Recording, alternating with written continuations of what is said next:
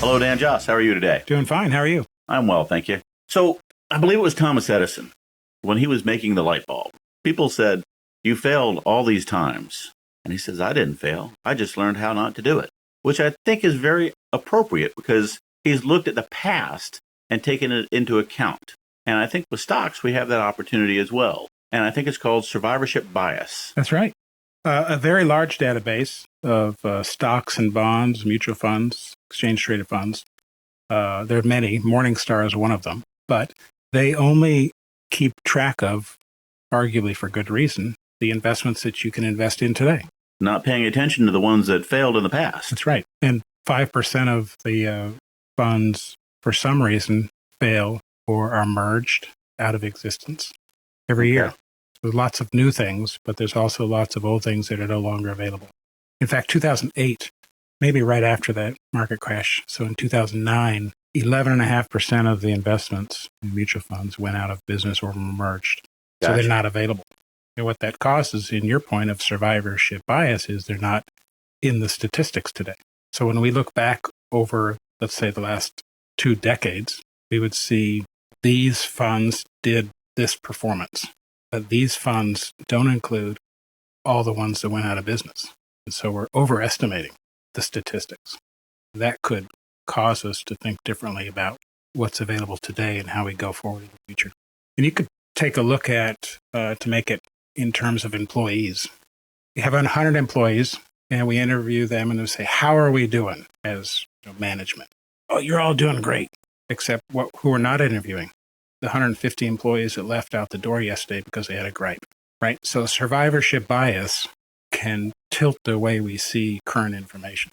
I think that is very astute. We have to pay attention to the past. Otherwise, we might be condemned to repeat it. It's like Thomas Edison. Right.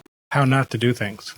That's it. So don't just concern yourself with past performance in evaluating an investment. Consider the underlying investment philosophy, the robustness of their of the strategy, design, and the efficiency of their portfolio management, trading, other variables. Because the past performance, one, isn't indicative of what will happen, and past performance of the investments that are available today are only a part of the picture.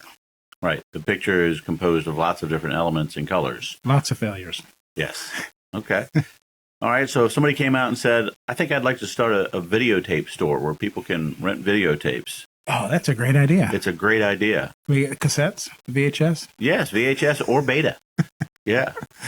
So if we didn't look at how maybe that had done well in the past, but it was no longer marketable. I'm not sure what you're talking about here. Yeah, that would just be a blockbuster of an idea. You're great. I appreciate that. Well, that's just the past. We'll see about the future. That's right. All right. So speaking of the future, if someone wants to get in touch with you in the future, the near future, and call you or email you, what are some of the best ways to do that? Best way is a phone, 757-903-2127. Our website, jossbrown.com, or stop by the office here in Williamsburg or down in Newport News. Very good. Thank you so much, Dan Joss. Thank you.